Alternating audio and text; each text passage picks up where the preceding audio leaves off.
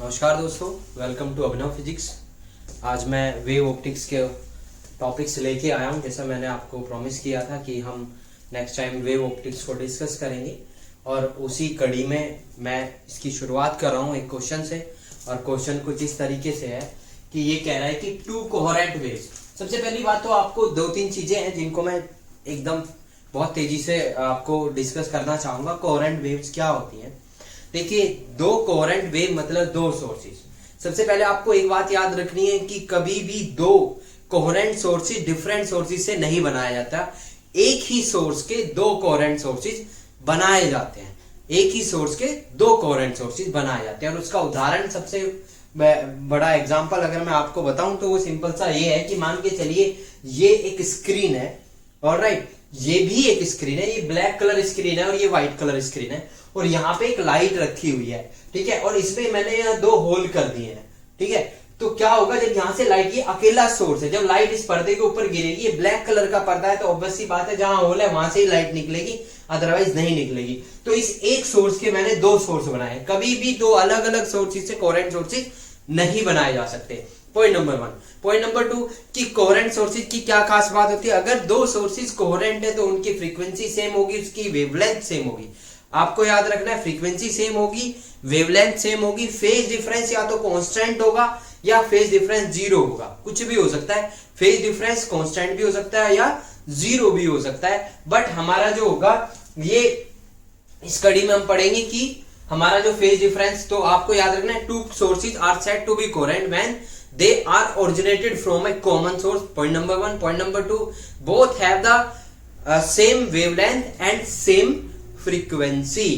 They may have the different amplitudes. वो कोई समस्या नहीं है। एम्पलीट्यूड, जैसे यहाँ पे एक वेव है, उसका एम्पलीट्यूड a है, दूसरी वेव है, इसका एम्पलीट्यूड b है, बट यहाँ पे एंगुलर फ्रीक्वेंसी ओमेगा और ये ओमेगा दोनों सेम है। फेज डिफरेंस किसका है? सिर्फ फाई का फेज डिफरेंस है। तो ऐसे सोर्सेज को हम कोहेरेंट सोर्सेज बुलाते हैं, ठीक है। तो कोहेरेंट सोर्सेज में हम अब फर्दर मूव करते हैं कि मान के चलिए ये एक स्क्रीन है, मैं डिस्कस कर रहा हूं आपके सामने यंग्स डबल स्लिट एक्सपेरिमेंट। तो यहां से दो वेव निकलेंगी, तो जब ये किसी भी पॉइंट पे मिलेंगी तो ये दो तरीके से मिलेंगी। या तो मिलने के बाद नई वेव बनाएंगी, और वो जो नई वेव होगी अपनी पेरेंट वेव से बड़ी होगी, ठीक है, उसको बोलते हैं हम कंस्ट्रक्टिव इंटरफेरेंस। दूसरा केस क्या होगा कि ये यहाँ, वो पॉइंट कहीं भी हो सकता है, वो डिपेंड करता है कि इस पर्टिकुलर पॉइंट पे किस तरह की वेव बनेगी। कंस्ट्रक्टिव इंटरफेरेंस होगा या डिस्ट्रक्टिव। कंस्ट्रक्टिव इंटरफेरेंस कब होता है? आपको याद रखना है, जब दो वेव मिलके नई वेव बनाए, और उन दो जो नई वेव बनी है उसका एम्पलीट्यूड, वो जो प्रीवियस वेव थी, पेरेंट वेव थी, these are the parent wave. तो जब ये दोनों यहां जाके मिलेंगी तो नई जो वेव बनेगी, देखिए मान के चलिए यहां से एक वेव जा रही है और एक वेव यहां से जा रही है, और ये यहां जाके दोनों मिल रही है, ठीक है। तो इंटरफेरेंस कब होता है? इंटरफेरेंस की कंडीशन क्या है? Point number one, two sources must be coherent. Point number one.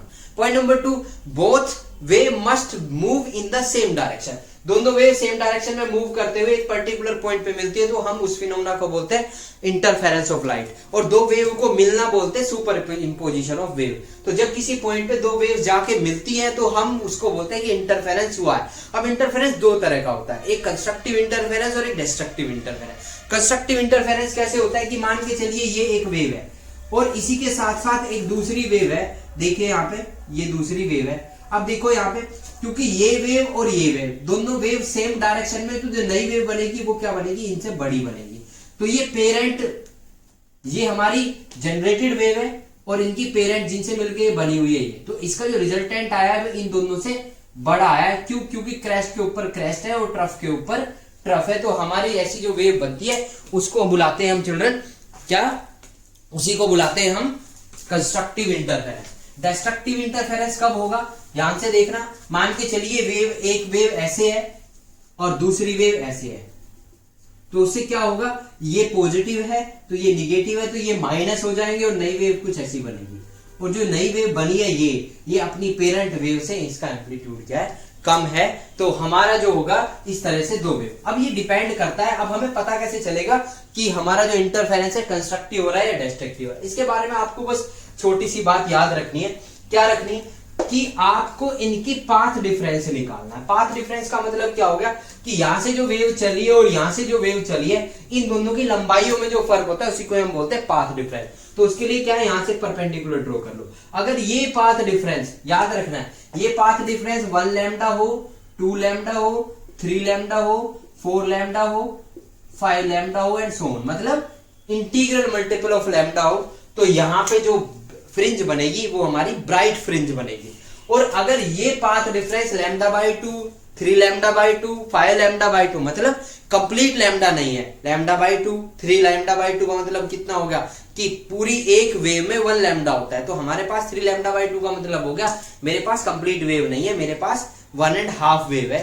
तो पाथ डिफरेंस अगर वो होगा तो यहाँ पे क्या बनेगी, कंस्ट्रक्टिव नहीं बनेगी, वहां पे हमारी डिस्ट्रक्टिव बनेगी। अगर मान के चलिए, अगर आप यहाँ पे देख रहे हो तो यहाँ से मैंने परपेंडिकुलर ड्रॉ किया है, तो ये लंबाई और ये लंबाई होगी बराबर, तो ये जो डिफरेंस है ये क्या हो गया, इसी को बोलते हैं पाथ डिफरेंस। और अगर आप यहाँ देख पा रहे हैं तो ये जो पाथ डिफरेंस है ये कितना है, अगर इस पाथ डिफरेंस की बात करूं तो ये पाथ डिफरेंस लैम्डा बाई 2 है। अब क्योंकि ये पाथ डिफरेंस लैम्डा बाई 2 है तो यहाँ पे जो बनेगी डिस्ट्रक्टिव जो है इंटरफेरेंस होगा, ठीक है। और जैसे जैसे आप अब अगर आप इस पॉइंट को ऊपर मूव कराएंगे ऐसे, या आप खुद ये इसके सेंटर सी से ऊपर की तरफ जाएंगे तो आप खुद नोटिस करेंगे कि ये जो परपेंडिकुलर है ना ये ऐसे शिफ्ट होता जा रहा है। और जब ये परपेंडिकुलर ऐसे शिफ्ट होता जा रहा है तो मतलब पाथ डिफरेंस भी बढ़ती जा रही है।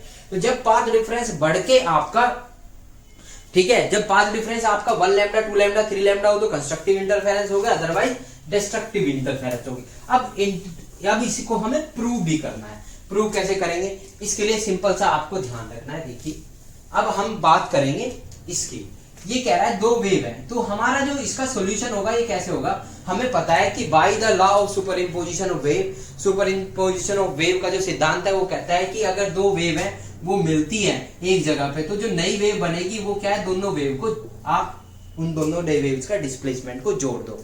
y1 कितना है स्टूडेंट, y1 है a sin omega t, y2 कितना है b sin omega t minus 5, ये +5 भी हो सकता है -5 भी हो सकता है। अब यहां समझिए, तो ये हमारे पास क्या हो गया, वैसे यहाँ कोस दिया हुआ है पर मैंने यहाँ साइन लिया है, और आपको मैं दोनों का डिफरेंस भी बताऊंगा हमें किस केस में क्या लेना है, ठीक है। तो मैं अभी यहाँ साइन ले रहा हूं, तो देखिए यहाँ पे ये a sin ओमेगा t, अब इसको खोल दो साइन x माइनस वाई के फॉर्मूले में, तो मैं इसको खोल देता हूं, तो ये होगा b sin omega t into cos 5 minus b कोस ओमेगा t इंटू साइन 5। और अब हमारे पास ये जो बन जाता है, तो मैं क्या करता हूं, यहां से ओमेगा साइन ओमेगा टी ले लेता हूं मैं कॉमन, साइन ओमेगा टी मैंने कॉमन ले लिया, तो ये आ गया a plus B cos 5 minus cos omega T और b साइन 5।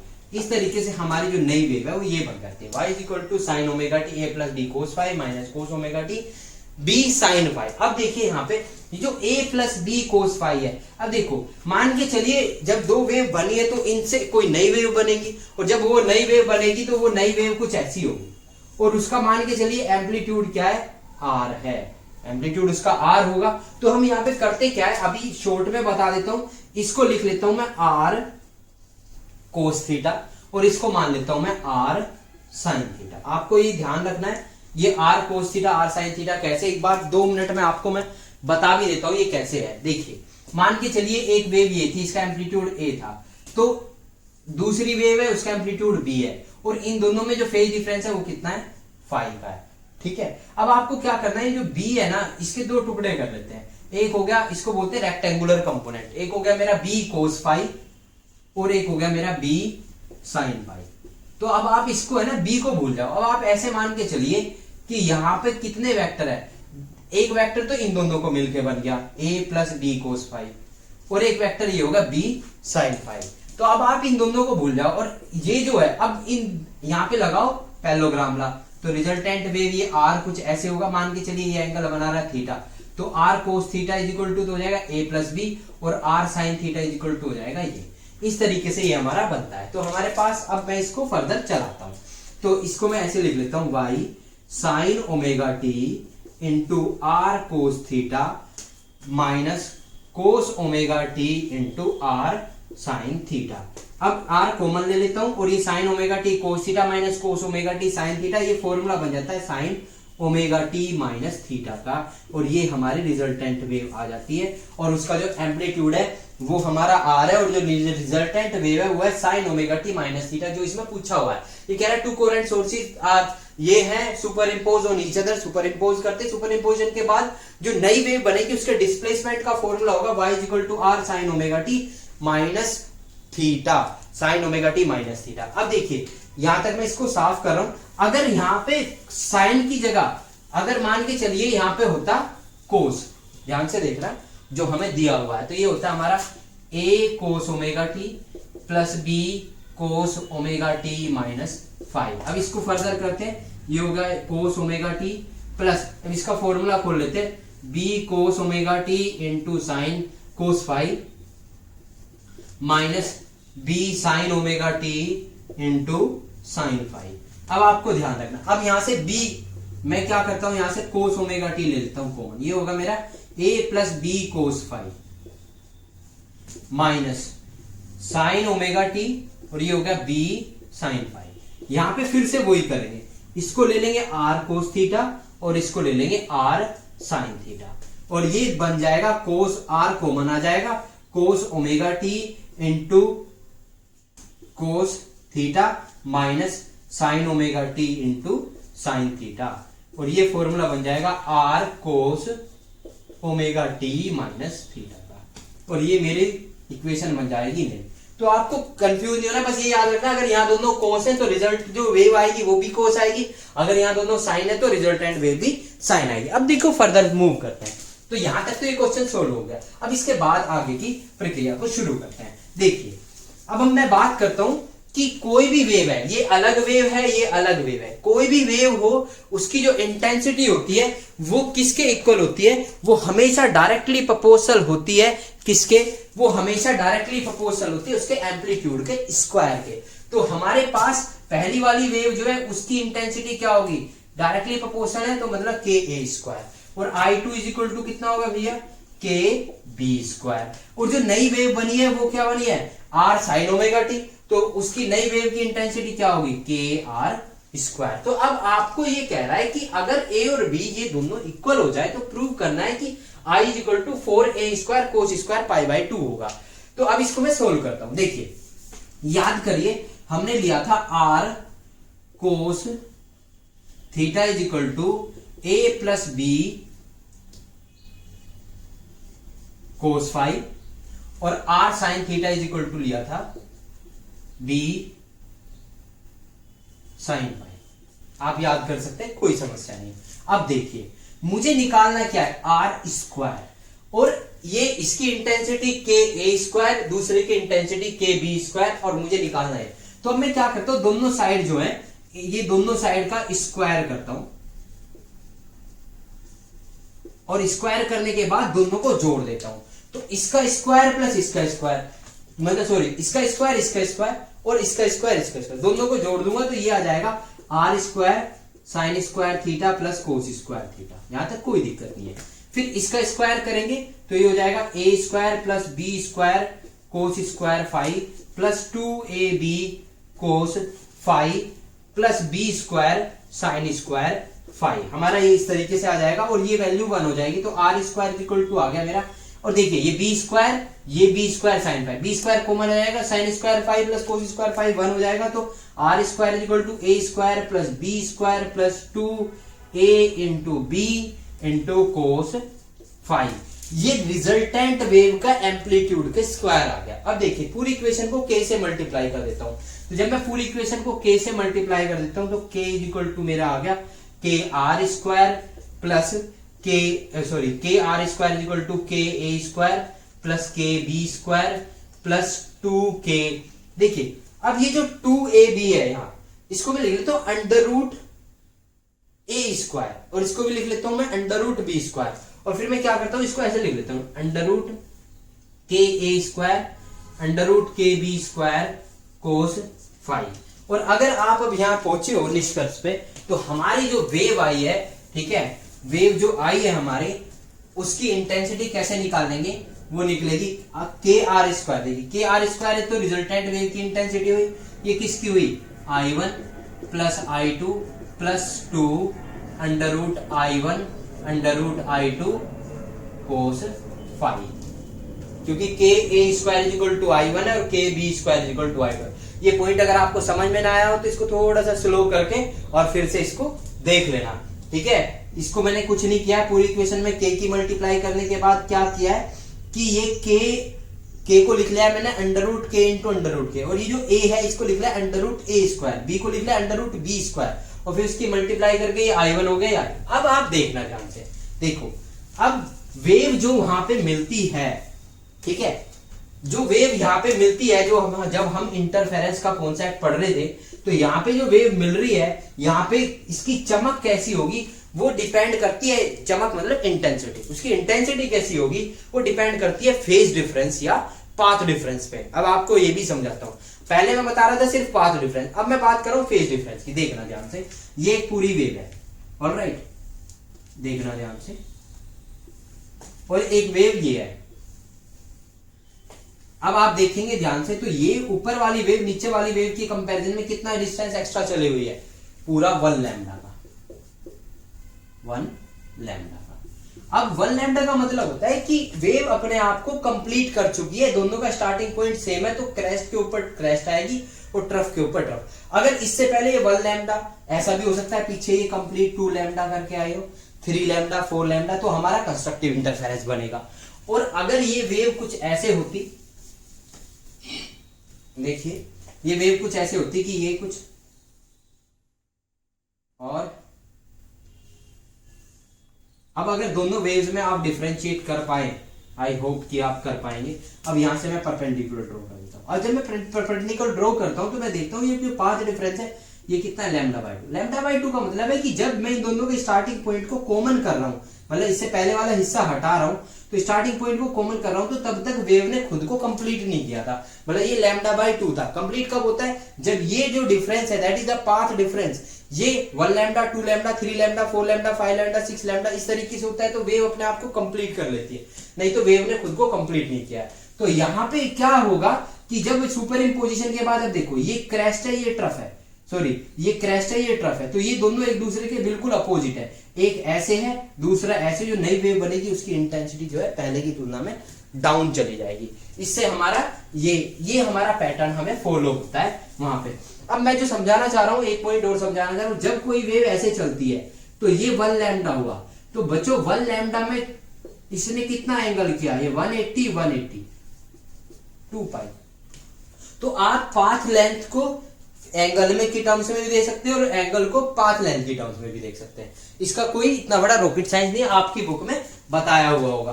तो अब आप यहां पे देखते हैं, देखिए तो इंटेंसिटी मैक्सिमम कब होगी, इंटेंसिटी मैक्सिमम तब होगी, देखिए ये वैल्यू कांस्टेंट है, ये वैल्यू कांस्टेंट है, ये कांस्टेंट ये कांस्टेंट ये कांस्टेंट, वैल्यू कौन वेरी कर रहा है, सिर्फ cos फाई। तो इंटेंसिटी मैक्सिमम कब होगी, व्हेन cos फाई की वैल्यू कितनी हो, मैक्सिमम। कितनी होती है cos की वैल्यू मैक्सिमम, 1। तो इसका मतलब फाई कितना होना चाहिए, देखिए याद रखना, cos इवन मल्टीपल ऑफ पाई, मतलब cos 0, cos 2 पाई, cos 4 पाई, cos 6 पाई, cos 8 पाई, cos 10 पाई, इन सब की वैल्यू +1 होती है। तो फाई इज इक्वल टू कितना होना चाहिए, 2n पाई। तो हमारा मैक्सिमम बनेगा और इंटेंसिटी कितनी बन जाएगी, I maximum is equal to I1 plus I2 plus 2 √I1 into √I2। और मिनिमम कब बनेगी, मिनिमम तब बनेगी जब cos फाई की वैल्यू -1 हो, ठीक है, क्योंकि cos की वैल्यू मिनिमम -1 होती है और मैक्सिमम +1 होती है। देखो अब उससे क्या होगा, ये -1 होने से I1 प्लस I2 तो पहले से फिक्स है ही, उसमें से ये वाली जो टर्म है ये माइनस हो रही है। इसके केस में क्या है, ये तो फिक्स है ही, इसमें ये वाली टर्म प्लस हो रही है तो ये मैक्सिमम होगी, अगर इसमें से ये वाली टर्म माइनस हो जाए तो मिनिमम होगी। अब cos फाई की वैल्यू -1 आए तो इसका मतलब फाई की वैल्यू याद रखना, cos odd multiple of pi is always -1, even multiple of pi is always +1। तो ये कितना हो गया, 2n-1 पाई। तो अगर ये फाई जो है 2n-1 पाई है तो हमारा जो वो बनेगा इंटरफेरेंस बनेगा वो डिस्ट्रक्टिव बनेगा, अदरवाइज कंस्ट्रक्टिव बनेगा। अब हम आगे मूव करते हैं, और आगे मूव करते हैं तो देखिए यहाँ पे, तो ये क्या कह रहा है, अब हमें प्रूव करना है कि अगर a = b हो जाए तो I इज इक्वल टू ये होगा। देखिए याद रखिए हमारा जो आया था वो आया था I is equal to A square plus B square plus 2a into b cos phi. याद करिए क्योंकि I is equal to r square है, ठीक है। अब देखिए ये कह रहा है a is equal to b है, तो मतलब मैं इसको a स्क्वायर, इसको भी a square plus 2a is equal to b, तो 2a स्क्वायर कोस फाई। मैं क्या करता हूं, ये हो गया मेरा 2a square plus 2a square cos phi. अब मैं इसमें से 2a बाहर ले लेता हूं, स्क्वायर बाहर ले लेता हूं, और ये होगा 1 प्लस कोस फाई। और इसको फर्दर हम करते हैं सोल्व, तो ये 2a स्क्वायर। अब मैं इसमें फॉर्मूला खोलता हूं, कोस 2 थीटा का फॉर्मूला होता है बच्चों 2 कोस स्क्वायर थीटा माइनस 1, ठीक है। अब यहां अगर 2 थीटा ना होके खाली थीटा हो तो इसको थीटा बाई 2 कर देते हैं। ऐसे ही यहाँ पे क्या है, कोस फाई है, तो इसको मैं क्या करता हूं 1 प्लस 2 कोस स्क्वायर 5/2 माइनस 1। इससे ये कट हो जाता है और ये बन जाता है 2 2 जा 4, 4a square cos square 5/2। This is the resultant intensity, और यही हमें प्रूव करना था। आई विश आपको ये समझ में आया होगा। अब हम थोड़ा सा और आगे मूव करते हैं। देखिए जब हम यंग्स डबल स्लिट एक्सपेरिमेंट करते हैं तो आपको 2-3 चीजों का और ध्यान रखना है। क्या ध्यान रखना है, देखिए ध्यान रखते हैं, क्या ध्यान रखते हैं कि जब ये जो यंग्स डबल स्लिट एक्सपेरिमेंट होता है, इससे वेव निकल रही है, इसका एम्पलीट्यूड a है और इसका एम्पलीट्यूड क्या है, b है। तो हम क्या है, अब ये जो इसकी जो विड्थ है, मान के चलिए विड्थ मतलब इस स्लिट की चौड़ाई, वो W1 है और इसकी विड्थ क्या है, W2। तो आपको याद रखना है कि इंटेंसिटी जो होती है वो डायरेक्टली प्रोपोर्शनल होती है विड्थ के, और मतलब कहने का intensity directly proportional to width and intensity is also directly proportional to amplitude का स्क्वायर। तो आपको ये याद रखना है कि I1 upon I2 is equal to W1 upon W2 is equal to a square upon b square. आपको ये पॉइंट याद रखना है, ठीक है। अब एक क्वेश्चन इसके ऊपर मैं कराता हूं और आपको 2 मिनट में सब समझ में आ जाएगा। अब इसको फर्दर करते हैं। देखिए ये कह रहा है, ये कह रहा है, क्या कह रहा है, ये कह रहा है, क्वेश्चन है the width in Young's double slit experiment, YDS मतलब Young's double slit experiment, are in ratio, उनका जो रेशो है वो 4:1 है। Find the ratio of amplitudes of wave as well as intensity ratio from two slits। 2 slit से intensity ratio क्या होगा आपको वो निकालना है। आपको मैं 2 मिनट दे रहा हूं, आप अपने हैंड पे करेंगे, ठीक है। वीडियो को पॉज करके आप तब भी इसको कर सकते हैं। देखिए इसका सॉल्यूशन अभी मैंने कराया कि W1 upon W2 is equal to होता है I1 upon I2।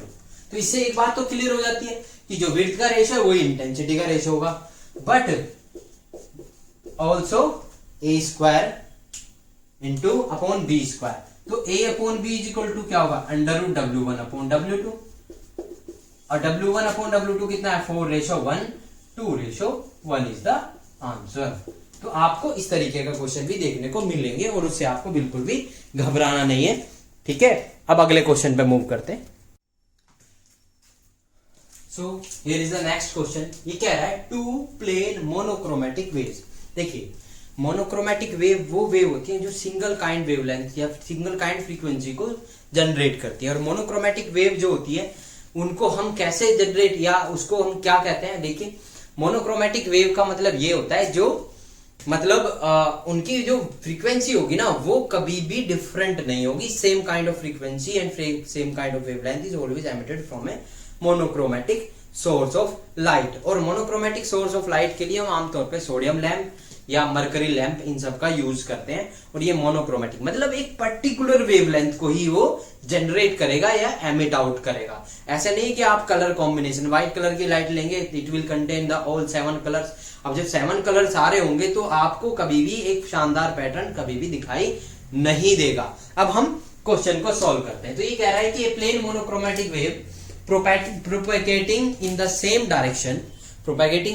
direction with amplitudes a and 2a differ in the phase by pi by 3 superimposes calculate the amplitude of the resulting wave।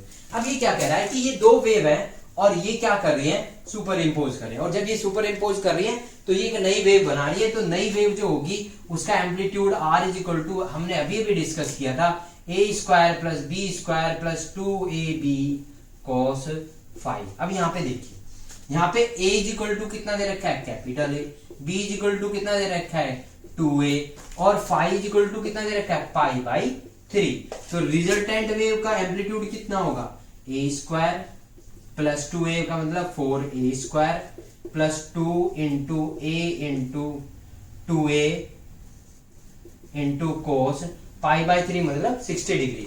60 degree का मतलब होगा √3/2। हाँ, √3/2 नहीं 1/2।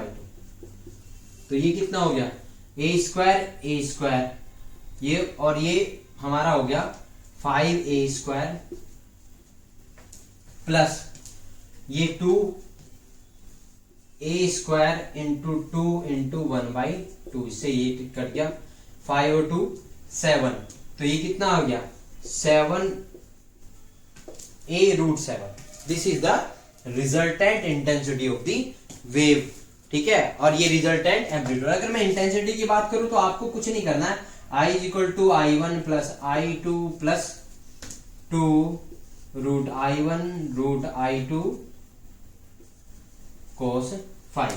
अब देखिए, आपको अगर यहाँ इंटेंसिटी की बात करूं तो इसकी intensity I1 is equal to a square और I2 इज इक्वल टू कितना होगा, देखिए I1 इज इक्वल टू है a स्क्वायर और I2 इज इक्वल टू कितना है 2a, तो मतलब 4a स्क्वायर, और ये कितना हो गया, तो इसको बस आप कर दो यहाँ पे a square plus 4a square plus 2 √a into √2a into cos phi की वैल्यू, ऐसे आपकी रिजल्टेंट इंटेंसिटी आ जाएगी। वो कोई इशू है ही नहीं।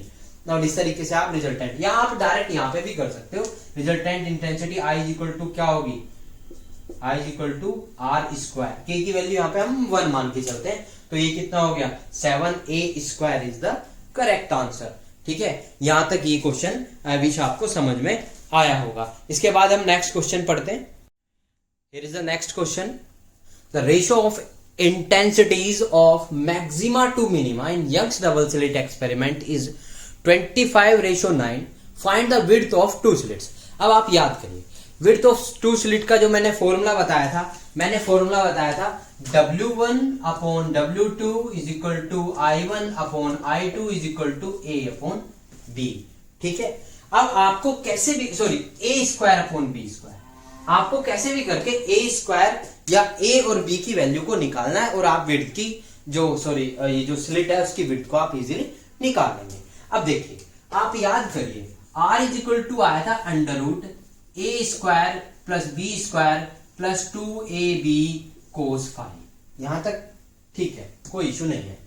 अब देखिए, R की वैल्यू मैक्सिमम कब होगी, जब कोस फाई की वैल्यू +1 हो, और ये कब होती थी, जब फाई की वैल्यू 2n पाई हो। मैंने बताया था ना, कोस की वैल्यू इवन मल्टीपल ऑफ पाई होती है तो +1 होती है, और ओड मल्टीपल ऑफ पाई होती है तो -1 होती है। तो R maximum is equal to cos phi is equal to 1। अब यहां मैं रखता हूं, तो R maximum is equal to कितना हो गया, देखिए यहाँ पे ये हो गया √A square plus B square plus 2AB।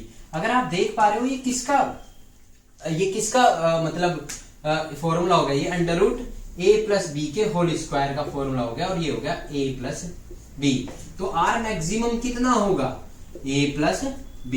तो इंटेंसिटी मैक्सिमम कब होगी, जब R मैक्सिमम होगा। R is the resultant of the amplitude of the resultant wave. तो इसका मतलब R मैक्सिमम क्या हुआ, A प्लस B का whole square. Similarly R minimum कब होगा, R मिनिमम होगा when cos phi is equal to -1, cos phi is equal to -1। R minimum तब होगा जब cos phi is equal to -1 होगा। अब देखो यहाँ पे मैं फिर से करता हूँ, r minimum when cos phi. अब यहाँ -1 रखूंगा तो ये आर मिनिमम की जो वैल्यू आएगी वो आएगी a माइनस बी। आप निकाल लेंगे क्योंकि बिल्कुल ठीक है, यहाँ माइनस आ जाएगा, ये a माइनस बी के होल स्क्वायर है, इससे ये कट गया। और अगर मैं इंटेंसिटी मिनिमम की बात करूं तो मिनिमम इंटेंसिटी कब होगी, जब आर मिनिमम का स्क्वायर, मतलब a माइनस बी का होल स्क्वायर। अब देखो यहाँ पे ये क्या कह रहा है, ये कह रहा है कि आई मिनिमम या आई मैक्सिमम अपॉन आई मिनिमम का जो रेशो है वो 25/9 है। अब देखिए यहाँ पे इसको सोल्व करते हैं। तो इसको जब हम सोल्व करेंगे, कैसे सोल्व करेंगे, मैं इसको ऊपर से साफ कर दे रहा हूं और आपको अब ये क्वेश्चन 1 मिनट में समझ में आ जाएगा। तो देखेंगे, और जिसको समझ ना आए वो 1-2 बार वीडियो को रिपीट करके देख सकता है। तो I maximum upon I minimum is equal to होगा a प्लस बी का whole square upon a minus b के होल स्क्वायर, और ये इक्वल टू किसके दे रखा है, 25/9। और जब मैं इसको इस तरफ लूंगा तो ये अंडर रूट हो जाएगा और ये 5/3 आ जाएगा। तो ये इसका मतलब क्या हो गया, a plus b upon a minus b is equal to 5/3। अब इसको सोल्व कर लेंगे तो ये होगा 3a plus 3b is equal to 5a minus 5b। Alright, अब बस इसको हम फर्दर करते हैं। तो ये कितना हो गया, अब देखते हैं। तो ये इस तरफ चला जाएगा, ये इस तरफ आ जाएगा, तो ये हमारे पास आ गया 8a, नहीं ये इस तरफ जाएगा, ये इस तरफ आएगा, तो ये 5 minus 3a is equal to 8b, या मैं इसको ऐसे लिख सकता हूं 2a is equal to 8b, ठीक है, 2a is equal to 8b, ठीक है। उधर चला गया, बिल्कुल सही है, 5b, ओके। तो a upon b is equal to क्या हो गया, 8/2, 4/1। तो w1 is upon w2 is equal to क्या होगा, a और b का होल स्क्वायर। तो कितना आ गया, इसका विड्थ का रेशो कितना आ गया, 4 4 जा 16/1। मतलब अगर एक विड्थ हमारी 1 mm है तो दूसरी विड्थ हमारी 16 mm है, इसका मतलब ये हुआ। और इस तरीके से हम इस क्वेश्चन को सोल्व कर लेंगे, ठीक है। आई होप आपको ये प्रॉब्लम समझ आई हो। एक क्वेश्चन और करेंगे इसी टॉपिक पे, इसके बाद फिर हम फ्रिंज विड्थ पे मूव करेंगे। आज के सेशन के ये 2 लास्ट क्वेश्चंस हैं। क्वेश्चन नंबर 1 है हमारा, in Young's double slit experiment a wave in Young's double slit experiment using a monochromatic wave of wavelength lambda, the intensity of light at a point on the screen where path difference is lambda is k. Find the intensity of light at a point where path difference is lambda by 3।